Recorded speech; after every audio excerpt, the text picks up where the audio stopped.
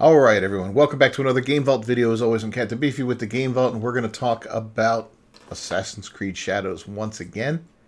Things are heating up over in the east. Anyway, let's cue up the music and we'll get right to it.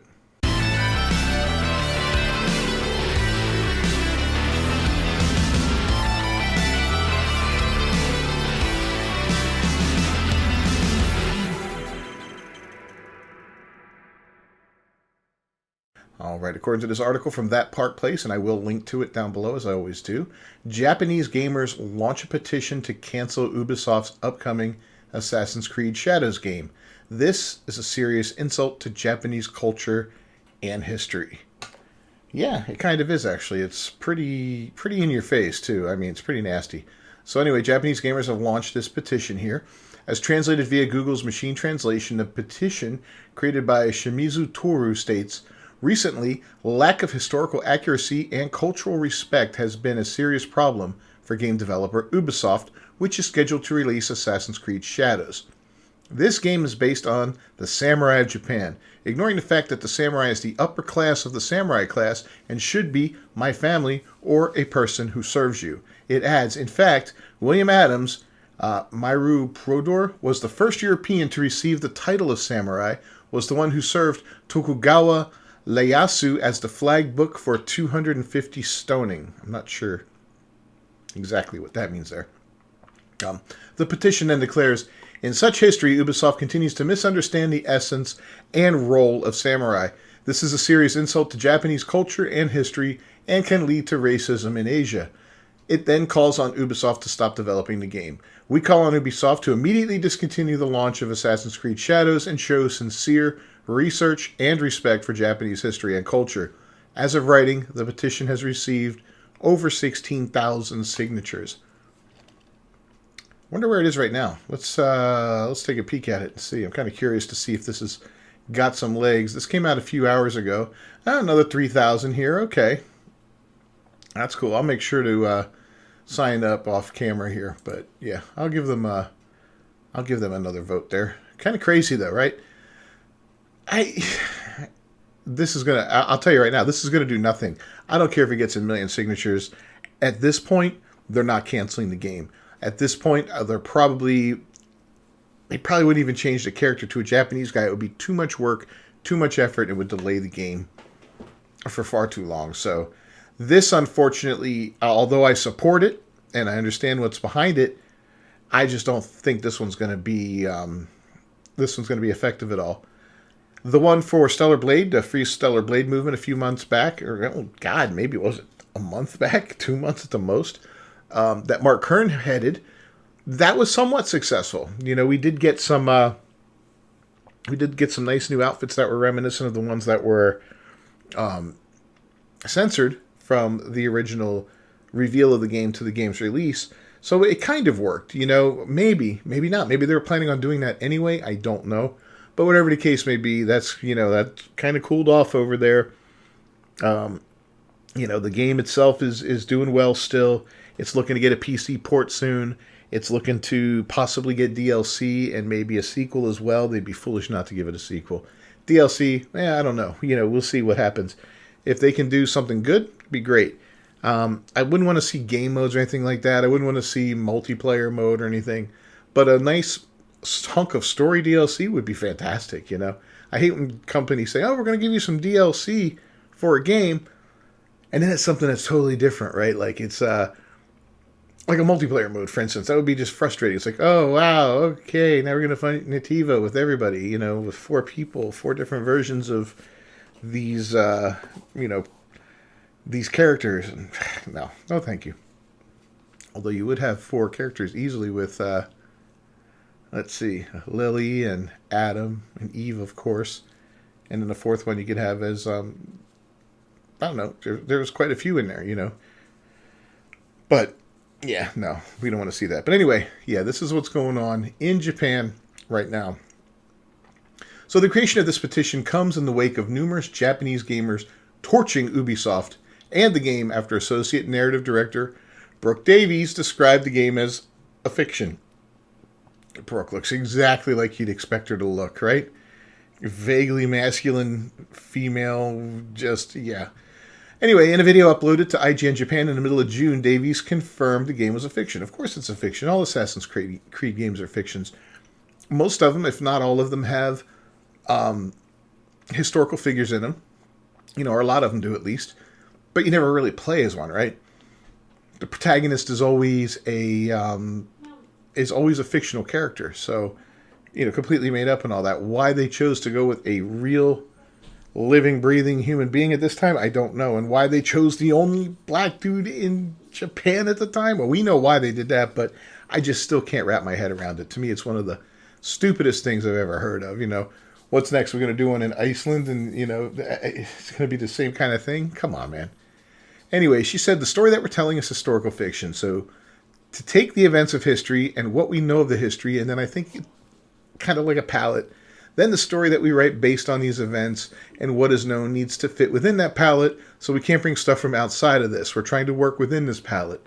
But the story is very much fiction, and what the writing team has imagined based on these historical figures and events that we've learned about working with our researchers and historians and consultants. Ubisoft had previously detailed in a blog post, Ubisoft Quebec went to great lengths consulting source documentation and building a network of expert historians, professors, and cultural consultants to help the team build a world as authentically as possible, from castle construction principles to tea ceremonies to tatami alignment. It added, the team made trips to Japan to help them properly grasp the landscape and the culture, and more importantly, connect with Ubisoft's Tokyo and Osaka teams who helped with the creation of the game. I wonder what they thought about it, to be honest with you. I would imagine, I'm upset about it myself. Okay. Let me be perfectly honest. I'm not upset about this. I'm just I'm disgusted by it, right? For me, I don't get mad about these kind of things. I'm not upset. To me, it's like, all right, Ubisoft, well, you just save me $70 or $140 if I buy the quadruple A version of your game. So thanks for that. I would have liked to try this game out. I did enjoy the last Assassin's Creed games, the big open world ones like Valhalla and all that. They're fun. They're fun. I like that kind of game. I enjoy that. Yeah, they're tedious. Yeah, you're never going to 100% them because of all the BS that you have to do in it with collect this and all that and the little mini games, and that gets annoying. But the overall, exploring ancient Greece or taking over England as a Viking or Egypt back in the day, wild times, man. Great stuff. Fighting mythological creatures and gods and all that. They got out of hand. They went really far from the original Assassin's Creed games, but they were fun, adventures and all that.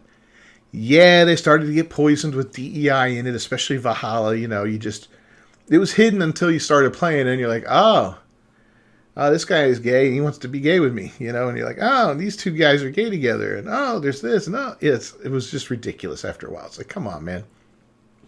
Things weren't like that, and you may argue all you want, well, there were gay people forever. Yeah, I'm sure there were, but they weren't just that open about it, okay? Because things were different back then, I'm sure.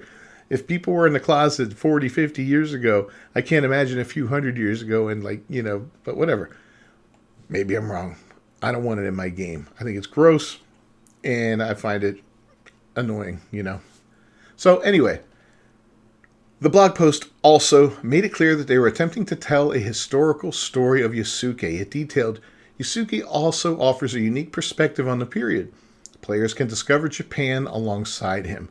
On one hand, he serves as a warning for the colonizing threat that the Portuguese present, and on the other, he adapted and thrived in Japan and can be viewed as an example of the meritocratic structure established under Nobunaga. That's irony at its best right there. Because Yasuke in this game is literally a diversity hire. He's not even a samurai. The only reason he's there is because he's diverse. He's not even a samurai. He does not fit the parameters for the job. And they're going to tell me that it's a meritocratic structure. No. Diversity hired there, Yasuke. Yeah, that's what you are. In Assassin's Creed Shadows, his historical story is established and then developed and expanded from that point. The team won't spoil how he's linked to Assassin's Creed lore. Players will have to play the game to find out, it declared. Oh, well, I guess I'm not going to learn that one. Davies herself even noted in an Assassin's Creed Shadows video uploaded to the Ubisoft YouTube channel, the historical character of Yasuke presented a really exciting opportunity for the narrative team. We approached it in the same way that so many of the work is done in Assassin's Creed, which is really in terms of research and history first. She then admitted, not a lot is known about him, but what we did know is that he arrived in Japan in 1579, right when our game starts. And he had relationships with some of the most interesting people in our setting, like Oda Nobunaga, the Portuguese, the Jesuits, which made it very sort of tantalizing and enticing from a narrative perspective to come in and start weaving these facts with story in between. That's what you knew about him. You knew jack squat. I mean, it's really pathetic. Absolutely pathetic. So, anyway, Japanese players expressed their displeasure to Davies' more recent comments. In the comment section of the IGN Japan video, one wrote, "We fabricated a blank space in history." And there's quite a few comments here, and it does go on for quite a bit. I covered most of that in a previous video about this, but like I said, I'll link down below if you want to read the whole thing. And it's just, this, I support this 100%, this pushback from Japanese gamers. I think, I wish them the best, and I would stand with you. I will be signing that petition on behalf of you guys. I just don't want to put all my personal information up during the video here, but I will be signing that petition and standing with you guys. So next time we cover this and look at that, you'll see that I've already voted for it. Anyway, let me know what you think down below. I'll leave a link to the petition too. That way, if you want to sign on and just tell Ubisoft to piss off with this. I mean, like I said, I'm going to be honest. It's not going to make a difference at this point. This ship has sailed. It's way too far along in development. They've already cashed our checks for people that have pre-ordered it. If you pre-ordered it, they cashed your check. They're not giving your money back because they're going to cancel the game or delay it or anything like that. Nope, not happening. They already went through that a whole bunch of times, the Skull and Bones, and I'm sure that was painful. I can't imagine how painful it would be for this one as well. Anyway, let me know your thoughts down in the comments below. Don't forget to subscribe to the channel, ring that bell for notifications. I will see you all next time. Until then, peace.